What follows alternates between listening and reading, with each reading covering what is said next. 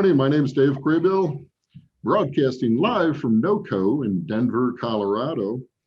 With iHemp Michigan, iHemp Michigan advocates for wellness and people and the planet through hemp, and it begins with the farmer. Today we're starting with Mike Brennan. Mike Brennan, what's going on this morning? Well, as a disclaimer, I am not a farmer, but certainly we have farmers on the show. I'm editor of Michigan Marijuana Report and 420 Post, and what I wanted to mention is yesterday on my show, we actually had a little news come out. There's a group of activists in Michigan that have formed the Great Lakes Cannabis Expungement Network.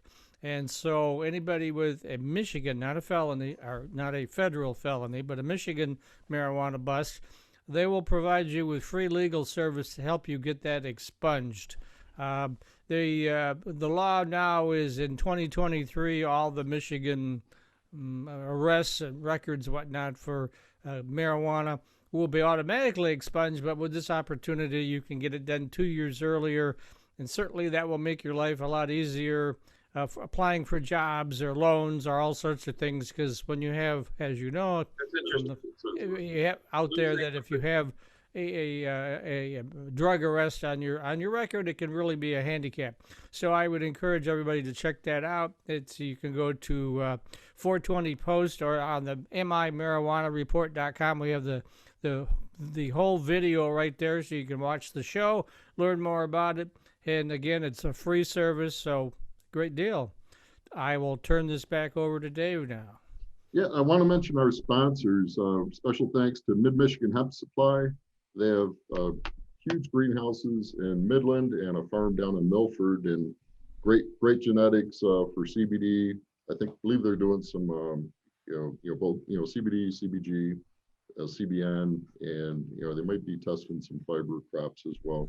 So talk to Jen at Mid-Michigan Hemp Supply, good people to work with. Also, Film Organic. Film Organic has the mulch layers in white that you just till in, instead of having to pull it up and take it to a dump at a huge expense. It will compost right in the field. So Film Organic, thank you very much. And also iHemp Manufacturing. iHemp Manufacturing is a new business in the fiber space, manufacturing fiber flyers. We're doing both disc golf and ultimate flyers, frisbees, if you will. So thanks to our sponsors. So with that, Blaine Bechtold, you have some news this morning. Dave, I have a bunch of news, but I don't want to take too much away from our guest today too. He daily reports this news, and I'm constantly amazed that some of the stuff I get from him actually relates here in Michigan and the United States before I see about it from other places. So he does an awesome job of reporting on hemp-related stories. But the big news, of course, this week is that as of March 22nd, we have an official U.S. program for hemp in the United States. And so Governor Whitmer signed our act here just the other day to bring our laws or our regulations in line with USDA's. It was a Senate Bill 816. It was sponsored by Senator Dan Lowers. And again, it updates the Michigan Industrial Hemp Growers Public Act 220, 2020 to ensure that we're in line with that. So Gary McDonald, the director of Michigan Department of Agriculture, this helps the hemp growers and processors ensure they are aligned nationally and signals the importance of supporting an emerging part of our agriculture economy. And he appreciated the bipartisan support to get this bill very quickly through the House. And we know some of the main things that have happened on there is they've increased the harvest window now from 15 to 30 days. In Michigan, which is kind of nice, they've changed the date that we have to sign up. It's now going to run, it was December 1st to November 30th of that following year. Now it's going to run from February 1st to January 31st, which is really good. It gives the farmer the opportunity to figure, okay, was he going to do something this next year or not, instead of having to make that decision when he was still out there harvesting some of the crop in some places. So we're excited to see that happen. We're very thankful that in Michigan we have a very cooperative department, and everybody's moving this hemp crop forward and industry forward. Blaine, Kurt, why don't you wait until we get you up to start sharing the screen? Oh, that's fine.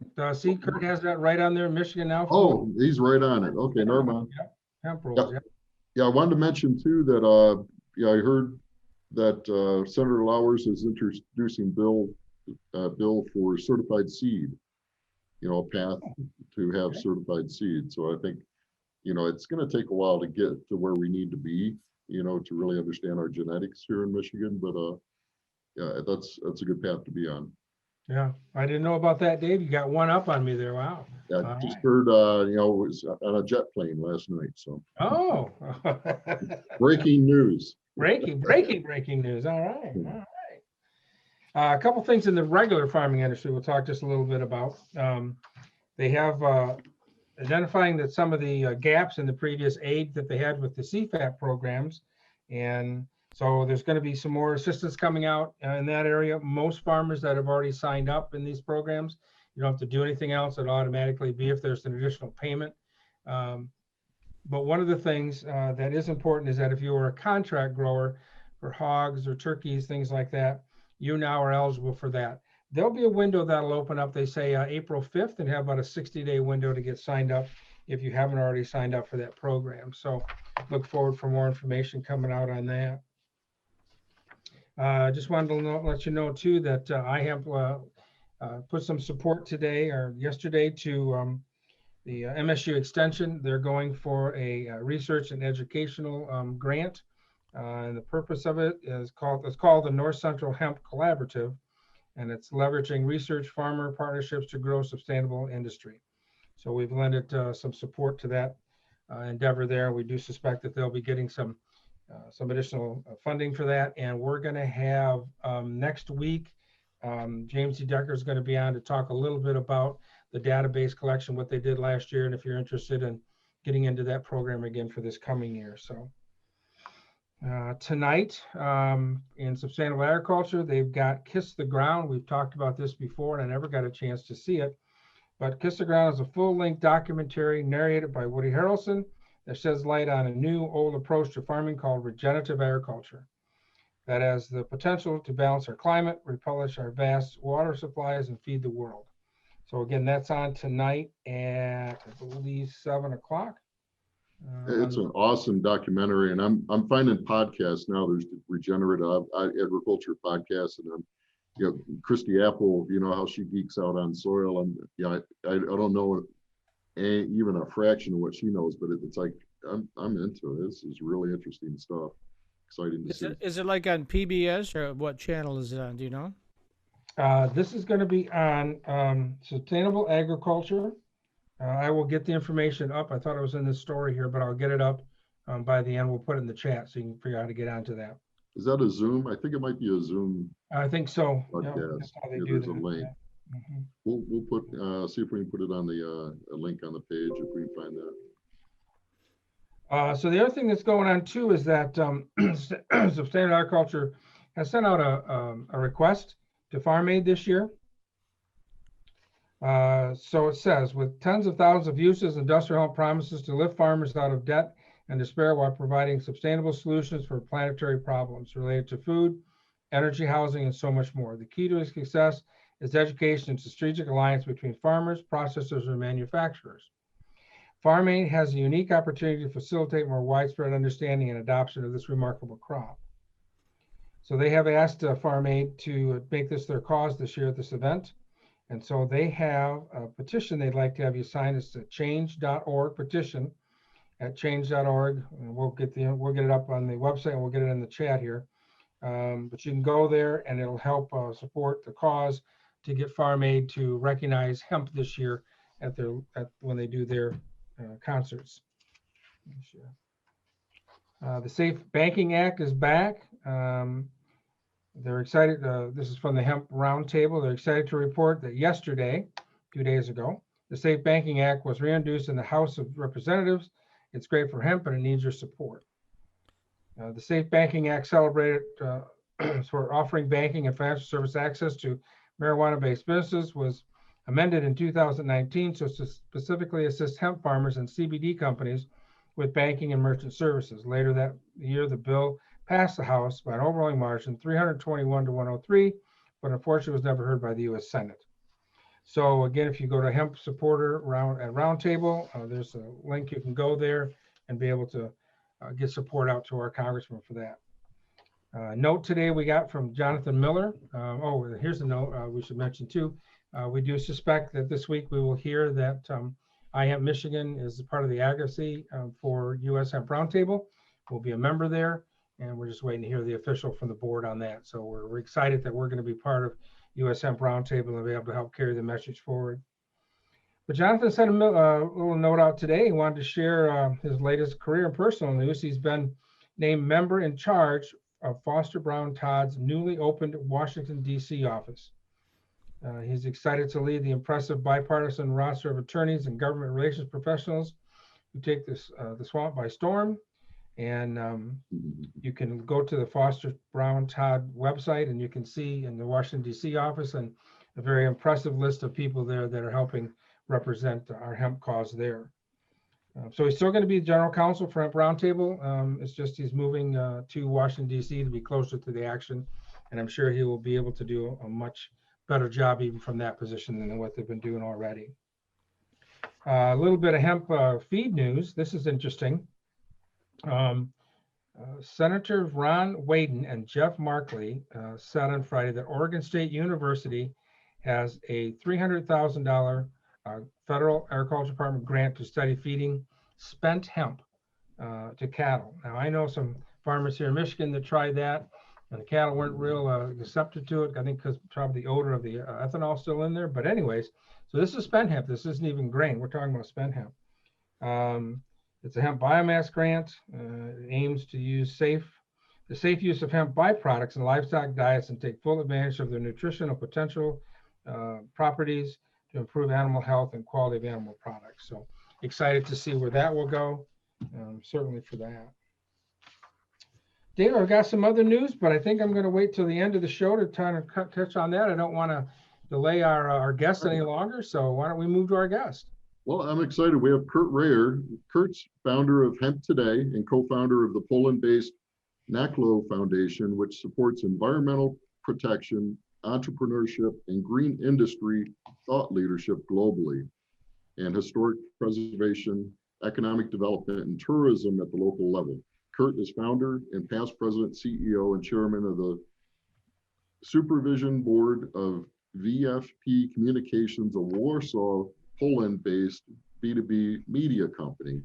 Former European bureau chief for Smart Grid Today. He previously worked in the USA at the Providence Journal, the Detroit News, and USA Today. He's a graduate of Indiana State University. He's a Hoosier. He's over in Poland. HempToday provides some really cool information on a regular basis. We're really excited to, thanks again, Kehrt, for participating in our expo in January. Being involved in that and helping us out with that. We really appreciate that, and it's great to see you today. What's going on over there? Hey guys, I was feverishly taking notes there on all of Blaine tips. So thank you for that.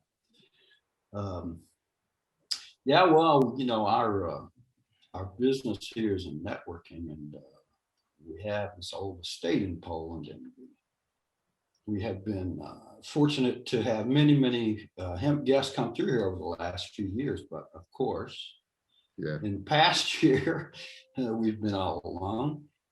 But things are definitely moving along in Europe, that's for sure, at a quite fast pace now, after many years of slow pace.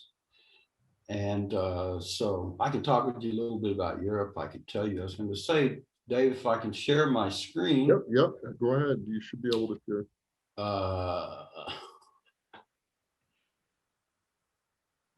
Share that one. Is it showing? Yes, sir.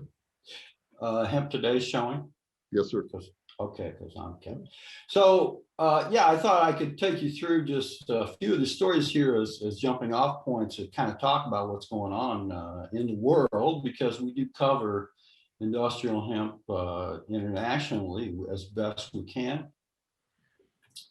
So again, congratulations in Michigan. You guys are all nip and tuck with your program there, and that's really great. There was one question I had actually, though. Maybe you guys could answer this for me. I didn't see anywhere any figures about the number of licenses for 2021. Have they released anything yet on that? I have not seen anything official. Have you, Blaine? Nothing official, but obviously we know that the numbers will be quite far down from what they were last year. You know, a little bit to do with a little bit of the price this year to do that, but also the main thing is the markets right now, I think, is why the numbers will be down more even than anything else. Right. And I'm curious to see, I think we talked a little bit before, I'm curious to see what will happen with fiber there. Yeah, that supply chain's getting built out. It's happening. They've told me in the program in Wisconsin that they think Wisconsin will be a fiber state primarily at the end of the day. So you're up there generally in the same latitude. So I think that the same could be true for Michigan. Yeah. Yeah. So the second story, we've been working, reporting quite a bit on China, and I did a series of 3 stories on China here near the end of last year. And I must tell you that the things that are happening in China are absolutely amazing. I mean, first of all, beginning, of course, with CBD, which is primarily centered in the Yunnan province in the south, where they claim to be delivering almost 1/3 of the total global supply of CBD. These companies are all, you know, there's a pretty hot startup scene in industrial hemp, and then what tends to be happening is that the larger state conglomerates who are in the biotech and biopharmaceuticals are then buying them out. They've established industrial parks in both Heilongjiang and in Yunnan for industrial hemp. And the thing that impresses me the most about the Chinese, of course, they have a long tradition of textiles, so they can do textiles, and they will do more textiles. But the level of research and development with respect to fiber materials and all bio applications with respect to traditional Chinese medicine, which is a huge and growing sector, not only in China, but also outside of China. But applications, everything from different kinds of biocomposites for different uses to nanotechnology with the fibers. It's really quite amazing. And then we have, as far as Europe goes, we have a couple stories here about Europe. You know, the High Court ruling in one of the cases that came before them in France here near the end of the year determined that CBD should not be considered a narcotic and should be tradable across border in the EU. So that has totally changed the stand of the European Commission. So now we're on a clear path to legality for CBD, although it's under the novel food regime or the food safety regime of Europe. So it's a process of getting the foods to to market. European Industrial Hemp Association is working very hard on that with the consortium that they put together, and they're going to put more than 3 million euros into various kinds of studies that are necessary to pass the requirements of the food safety and novel food rules in Europe. I'm very much interested in fiber and herd applications. So this very interesting story came to us recently out of Pakistan, where you have 2 quite large mills that already have been doing business in different parts of the world, including the United States. now beginning to blend the hemp into the denim for products which they'll be exporting. There's a Deals in Europe, yeah. There's a company in Montana. I'll get you some information. I just heard about it recently, or maybe you reported on it. I don't know. But that's setting up textiles. I hear it's coming pretty fast. So it'd be exciting to see the textiles here in the U.S. again. I do know that there were some initiatives in fiber out in Montana. I'm not sure that I heard about that one exactly. I'll dig it up and send something over. And you know, technology. We're technology poor, particularly with respect to fiber now. Things are starting to happen. But there's an interesting story here out of Australia with a fairly inexpensive technology that they've developed out there. And in this particular case, Australia's got a growing demand for hempcrete construction. And so, you know, this particular entrepreneur went out, signed contracts on both ends to, on the back end, harvest straw that they leave in the field after harvesting seed.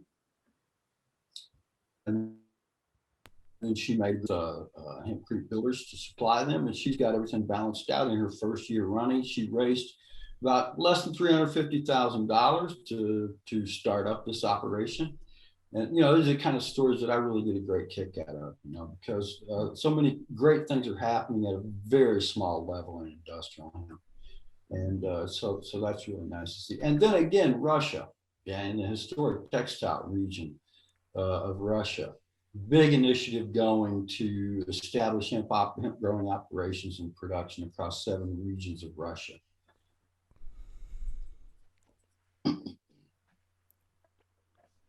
Kurt, I think you have a pretty interesting story. I don't know how much you want to share about how you even got to be in Poland where you're at right now. Oh, with pleasure. Coming up on 30 years here, actually. I came to Poland in the beginning of the 90s, right after the political changes took place, after the fall of the wall, and the market opened up. I was, it's a love story. I had met a Polish woman in Detroit when I was working there at the news. It's a Michigan love story, actually. And this was in the very moment when the changes were happening in Poland. So we were watching the developments you know, very closely. And my boss said to me, you know, go to Poland, write a series of stories, and come back. And I did go back, but after we had been here, then, you know, I could see some amazing things were going to happen here.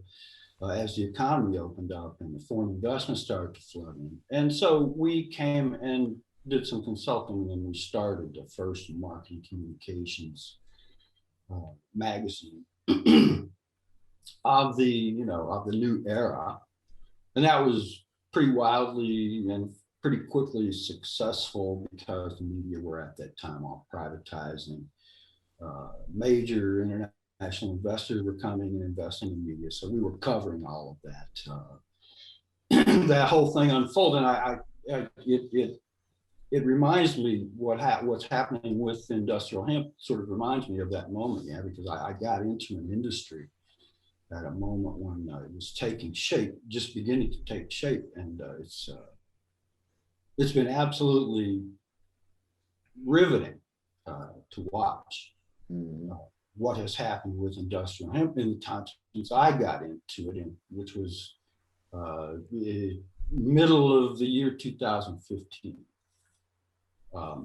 So anyway, we sold the company in Warsaw, and we started this foundation at this old estate, which is located Yeah, that'd be interesting. Bring that up and we'll talk a little bit about here that. in South Central. It's this place in South Central Poland. It's in the middle of nowhere, and we've turned it into kind of a center of excellence for industrial hemp. As I say, we have micro summits here where we limit to 25 people. We also run it as a bed and breakfast. Yeah, I'm seeing a road trip in the future. Well, I certainly wish you guys would come over. I do believe we've had somebody from Michigan here in all of our. So it's an old place from the 18th century.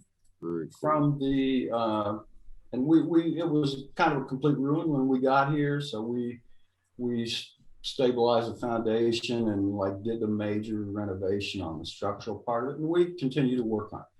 We're building with industrial hemp in the attic of this place. We're building interior walls. We do workshops, and we have teams come in.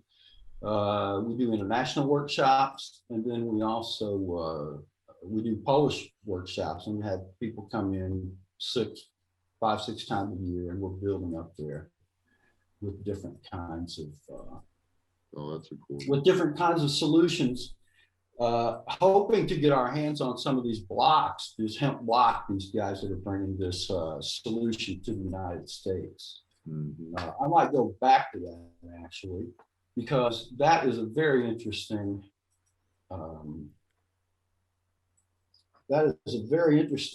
development for construction. Is this the house that they did? So this is Australian. Pardon me? Oh, this is a different one. Okay, I haven't seen this one. I've seen the black No, this is a that they've used up in Canada. This is a French system.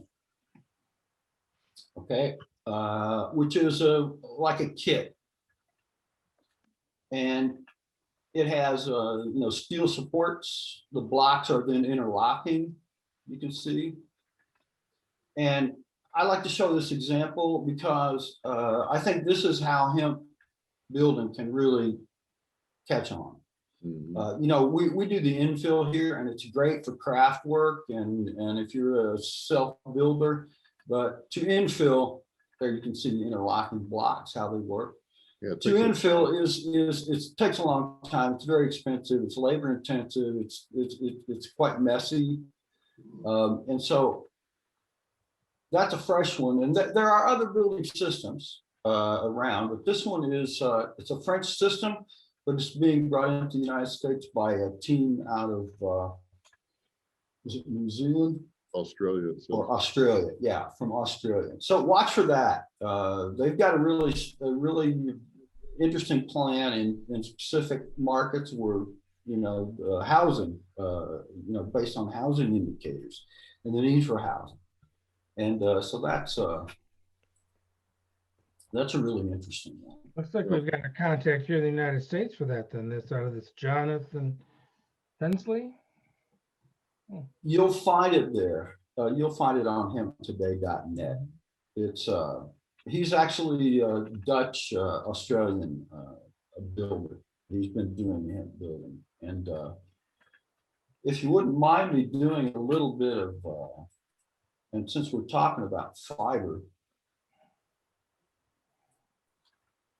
I would like to make your audience aware of this little micro decorticator, which is a really cool machine. We've sold a couple of these in the States. One to a company up in New England. They're using the CBD stalks to make fire starters and pellets for energy and this kind of thing. And we just sold one to Cornell University, which is going to be using it in their research program. So you can reach us if you're interested in that particular machine. And then there's another one that we wrote about recently. I think it's KP4. What does something like that sell for, Kurt? That mini machine, what does that sell for? What range? The micro decorticator is 10,000 euros. Okay. So 11, 12,000 US, so, somewhere around there. Yeah, 12, figure 1,500, or 15,000 to be safe. With shipping, with these blocks, pardon me? Wondering how much material it takes to make those blocks. With us trying to start up the fiber and herd industry here, what it takes to make all that stuff, how many acres we're going to need, Well, exactly, and they will be importing the the stuff from France in the beginning, because which I think is a smart strategy, because you really won't be able to get all your standards and everything in place. Certainly, there will be companies that want to do to provide the materials. I'm sure that's going to happen, and that may even happen this year. But they're calculating 2 years before they could get get the supply, get their own technology set up and everything to produce the bricks. But I wanted to mention this harvester again. This is the Herdmaster is out of Lithuania. Okay, that's the developer is actually Steelworks. He does artistic work in steel, but he's very much interested in hemp, and he wanted to grow hemp and build his own machine. And it's a quite interesting story behind the machine. It's built by a company that makes fish processing equipment, so it's a really rugged machine. And then this one is out of the Herdmaster is out of Latvia. This harvester is out of Lithuania, and this one is being distributed in North America by a Canadian company. And you can see there, it's got cutter bars. You can swing them back and use one cutter bar, or cut it into 2 pieces, or cut it into 3 pieces. This is also under 100,000 euros. So I like to see these solutions, which are not costing millions and billions of dollars, being developed. So I like to, we like to point out what these guys are doing. Yeah. Do you know if any of them are here at NOCO? I don't know about this particular machine. This one could be the micro decorticator mill. Yeah, I'll take a look. I know we have Formation Ag, and there's a lot of people. iHemp members Corey and Rusty are working on something. Blaine has a beast. It's good to see all this innovation in that space. Oh, absolutely. It's fantastic. It's so needed. And, we work with Henry's Harvester. I think you had him on before, and, he's selling machines. I mean, that one's a total winner, Cool. We're really, really happy to see what's happening with that one. We're getting I'm smarter. always interested. You always have great stories on your thing. And then we also should put on here how people can sign up to get your newsletter. Yeah, if you just go to hemptoday.net, it's hemptoday.net. You can click right on this button right here and fill in a form. Super. Good. But I'm always curious about how you always come up with these good stories. So maybe you can't give the secret sauce away, but how do you get all these stories? How do you come up with these things? Well, we've built out a network we have people, from all over the world who are kind of our eyes and ears. And through the 5 years that we've been doing it, we were also managing larger events, one in Latin America and one in Asia, in Kathmandu every year before the pandemic. But we've, through the years, we've just managed to build out that network. I mean, I'm an old journalist, okay, so I do most of the writing. We have some contributors, but yeah, we're a true network. I mean, I'm in touch with these people all the time, and we have Spanish language edition. We have Japanese language edition. We have the Czech edition, and this will be some news for you. We will open a German edition here within about, I don't know, probably 72 hours. Oh, wow. So we really think that to spread the message about industrial hemp, we have to talk in the languages, of the farmers, let's say. And as you move outward from the city to the farm, fewer people, speak English or are conversant in any other language. And so we have a tremendous Hemp Today Japanese edition. These guys picked up the license about 3.5 years ago, and we have one of the most recognized brand names in the cannabis space in Japan. they don't grow hemp in Japan. Hemp is highly restricted in Japan.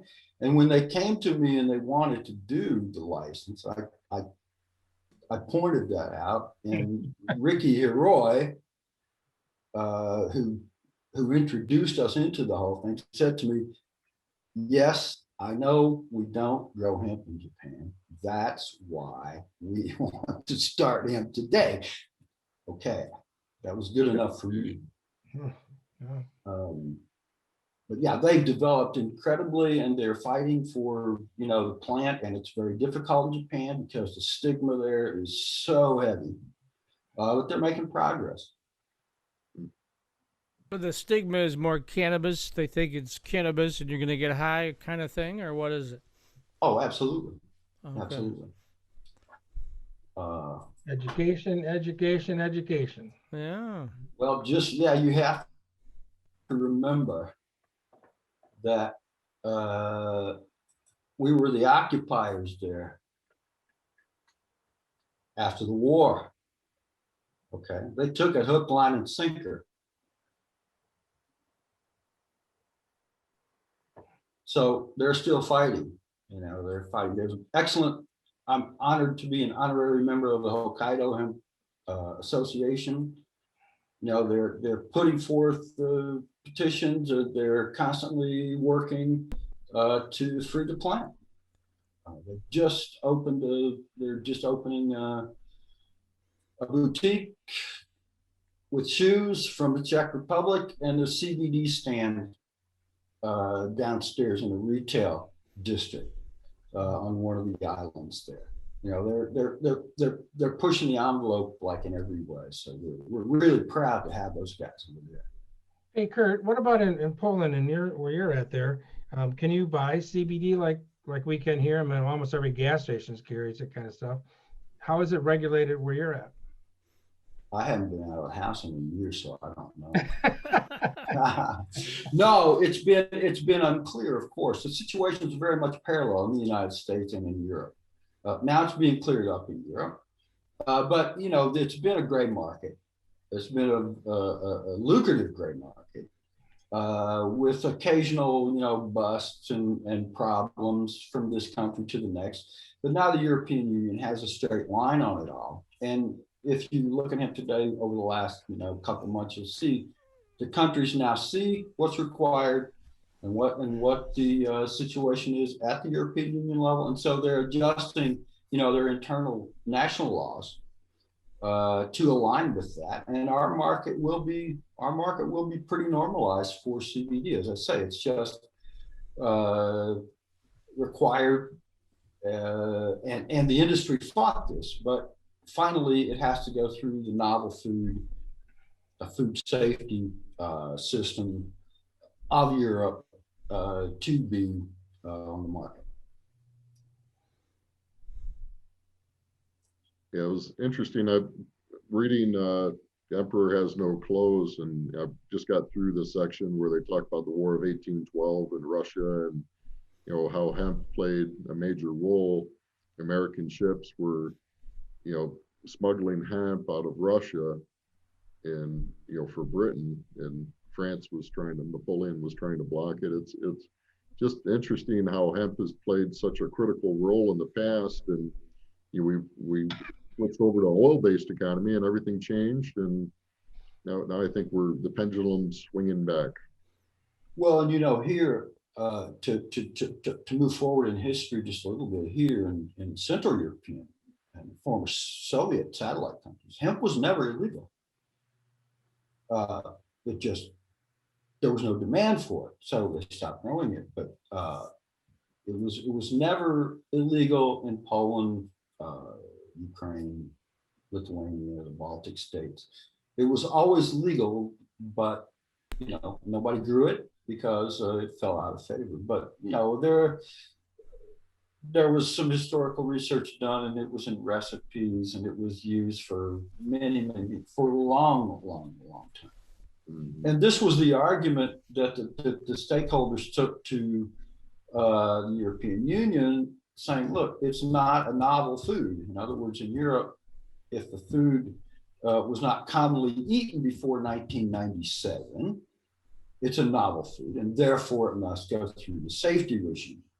So the industry was trying to convince them at the European Union that it's been in the diet forever and had a lot of historical examples, but they were unsuccessful. So they are working on the novel food with a consortium here. The European Industrial Hemp Association has done an absolutely incredible job of putting all this stuff together.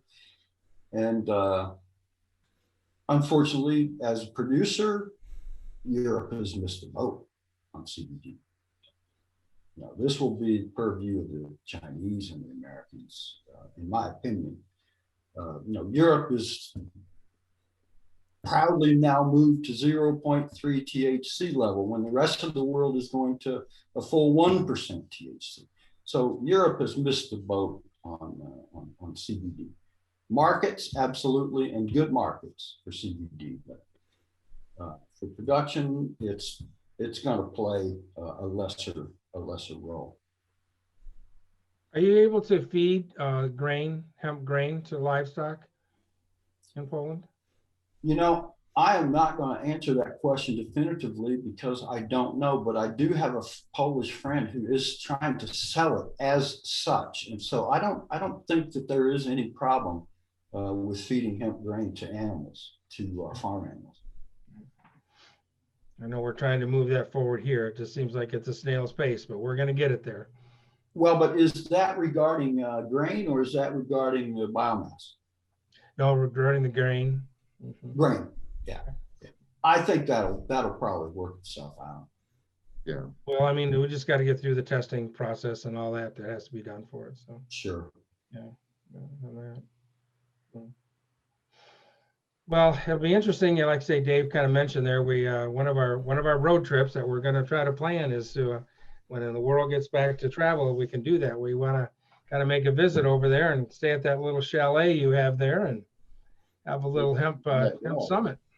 Do that. Listen, Poland itself is moving really, really fast in industrial hemp. I mean, we are an old hemp nation. There's several very interesting cultivars that come out of Poland. We have a Institute of Fiber and Medicinal Plants that this year celebrates its 90th anniversary. So for nearly 100 years, they've been studying the plant, particularly with this institute, it's textiles, and they're very advanced in some of the research that they're doing with the textiles. And they are kind of the pivot for the Polish industrial hemp scene. But we have a number of very bright entrepreneurs. We have one company that raised $1 million by crowdfunding a couple of months ago, doing really interesting things in all of the sectors, doing some CBD, working on some technology for textiles. A lot of interest in Warsaw and the investor class. So Poland can be a really, really strong player in industrial hemp in Europe. Excellent. We really appreciate you playing with us today and sharing what's going on. When's the last time you were back? Hey, it's my pleasure. When's the last time you were back in the States? 5 or 6 years ago, I guess it was. Long time. So won't be there anytime soon, I don't think. Maybe 2024, we'll plan a road trip. We'll see. Things get back to normal. But I invite you and your audience. We'll be announcing a schedule at least. I think we will have one event this year, and then we will be announcing a schedule, for next year. And it's a great time. It's 25 people. We're totally isolated, and we're just talking hemp and eating hemp food and having a great time, and things really happen. These micro summits are really, really fantastic format. Like a little mastermind. Yeah. All right, Kurt. Is it time for the Hemperor? Speaking of, Good. I've got a little other news I want to share, and then we'll get into the. Kurt did such a nice segue into the food part there. I was gonna, jump right on that. So yeah. Yeah. Well, Kurt, again, we're grateful for you to be putting out that news. I get a lot of my stories that I use here on my Thursday shows off of your site. It just again amazes me that how you guys get all this news, and I'm glad that you're able to share it out to us. So, and everybody can go to HempToday to sign up to get Kurt's newsletter. Certainly, it's very, very informative. Even though he's overseas, he gets a lot of the U.S. news first. So thank you for the compliment. I appreciate it. And yeah, it's hemptoday.net. Get on there, get the newsletter, and really great to have the connection with you guys at iHemp Michigan, man. This is fantastic. Sure. We're going to cooperate on some other stuff in the future, and I'm going to say sayonara and I've got to get on another call here. We'll be in touch, you guys. Thanks again. And hey, again, congratulations to Michigan for getting everything all buttoned up there with your hemp program. Yeah. Thanks, Kurt. All right. Thanks, Kurt. Look forward to seeing you. Bye, guys. Bye-bye. Sure. So some current job openings on my list over here in Ottawa County, where actually I'm from. The district has some openings there. If anybody's interested, looking for an assistant wetlands, coordinator for their grants that they've got. They're looking for a meat technician. They're also looking for a lead ecological technician, and also just an economical, I can't even say it this morning. It's easy for you to say. I know, it is, isn't it? Yes, it is. Ecological. Thank you. Ecological technician as well. So you can go to Ottawa, macd.org, and you can find out more about that, or you can call the numbers 616-842-5852, extension 5, and you can talk to them if you have any questions on that. But nice to see that we've got some openings coming up for some jobs there. Let's see what else we got. U.S. Hemp Roundtable. They will not certify the U.S. Hemp Authority and the U.S. Hemp Roundtable will not certify hemp products that are marketed for intoxication. Also, they had a bit on there the other day about the Delta 8. They're asking not to be marketing CBD and the related products from hemp as intoxicating. That's not one of the benefits of that, and so they're not supporting that as people are moving forward with trying to do the Delta 8 as intoxicating effect on that. Let's see. Oh, so I was on a webinar the other day. The Hemp Authority certification, the 3.0 standards, that's out now. There's a webinar you can watch on that. If anybody's interested in finding out more information, they can contact the U.S. Hemp Authority, or if they want to, they can contact me. I'm getting some information on it, and I'll be able to offer that as another service that I'll be doing for people that want to get certified under that particular scheme. What it is, you'll have once you go through the third-party audits to show that you're doing good practices, then you can have the U.S. Hemp Authority seal. It's kind of a round circle. It says U.S. Hemp Authority certified. It has an H on it, and that way, when you buy products with that, you'll know that they've at least gone through some third-party audit, and they're trying to do the correct things to make sure they're putting out a safe product there. Also, some other big news that came out this week was the clinical study reports that no evidence of liver toxicity in CBD. Again, this kind of came out from the U.S. Hemp Roundtable, and they're excited to announce the results of an important clinical study conducted by VitaCare on CBD. Preliminary results reveal no evidence of liver toxicity. We'll get the link to if you want to read the report yourself, but again, that's great news. FDA has been wanting some reports. Whether they'll accept this or not, we hope they will, obviously. And reports go. Some say this way, some say that way, but at least we've got some working down that path, and we're getting it out there that there's no liver toxicity. They did 839 participants were in that. They had no increase in the prevalence of elevated liver functions tests when compared to a population with the similar incidence of medical conditions. So good news that we're getting some things rolling out there on that. So I think with that, Mike, Dave, you got anything before we jump into the important part of the hour? No, sir. No, we're waiting for the important part of the hour. So Okay. go right ahead there. Well, we want to thank again our sponsors that we have, the Film Organics, Mid-Michigan Hemp Supply, and iHemp Manufacturing. Next week, Roger's going to be on with from Film Organics. We're also going to have James D. Decker. He's going to talk to us a little bit about the hemp database, that going on. But we're really excited to have Roger on next week to talk with us a little about the sustainable product they have with their plastic mulch. So we're looking forward to that coming on. And let's see, and then the weekend, Dave, of course, will be having a lot of stuff to fill us in from NOCO, and maybe even some postings throughout the week, Dave? Yes, sir. All right, so we're looking forward to that. And then the week after that, we're going to have Eric Steenstra on about Vote Hemp and talking a little bit about where we need to go with the hemp industry moving forward. So a couple good shows planned for the next few weeks. But with that being said, we need to have some music or something, right? Yep, you need like walk-up music, right? Come up with a theme song of some Yeah. That's right. Bad to the bone or something like that, you know? Anybody have any other mentions of theme songs? Put them in the chat or just Yeah. one of the two. I don't care. But today's kind of a simple one. This is called Banana Pops. Banana Pops are a great substitute for ice cream. Hot summer weather makes us crave sweet, cold treats, and these are delicious, creamy without the dairy fat.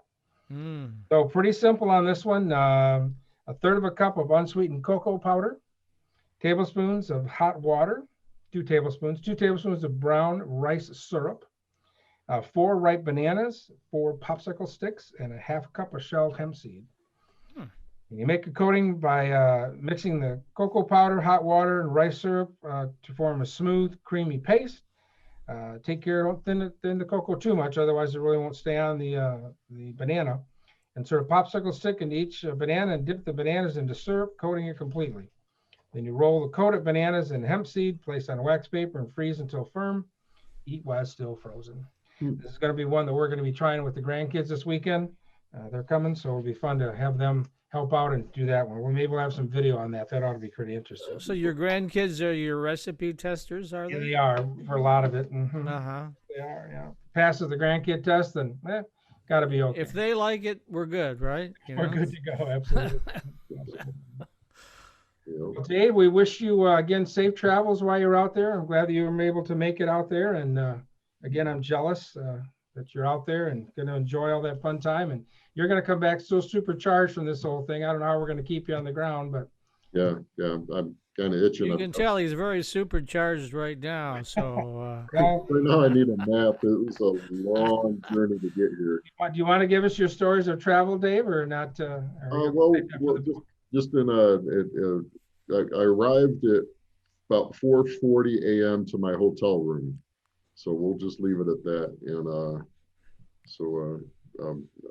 I'm working on fumes. Oh, and I got my first vaccine yesterday too, and that I was worried about. Oh boy. Oh, that would go, and it's fine. So good. Although his hair's starting to turn brown again, so I'm not sure whether that's part of the vaccine thing or what, you know. So. Yeah. Fluids and rest, Dave. That's what. Yeah, fluids and rest, right? Well, yep. I hope you get a power nap in. It's probably the show has already started, hasn't it? Yeah. The investor forums today. I'm volunteering this afternoon, so I'll be able to help out and see a lot of people this afternoon. And Friday's going to be spent working the exhibitor halls. I'm excited to get over there. Looks like there's about 300 exhibitors. When do you get back to Michigan? I'm gonna hang out with my mom in Colorado Springs for a bit, so I'm not back until after Easter. Oh, okay. Yep. Yeah, so we got to have 2 shows with Dave out of the office there. Yeah. So Well, have fun. Thanks, guys. All right. All right. Thanks, everybody. See y'all. Peace and love. See you all next week. Yes, sir.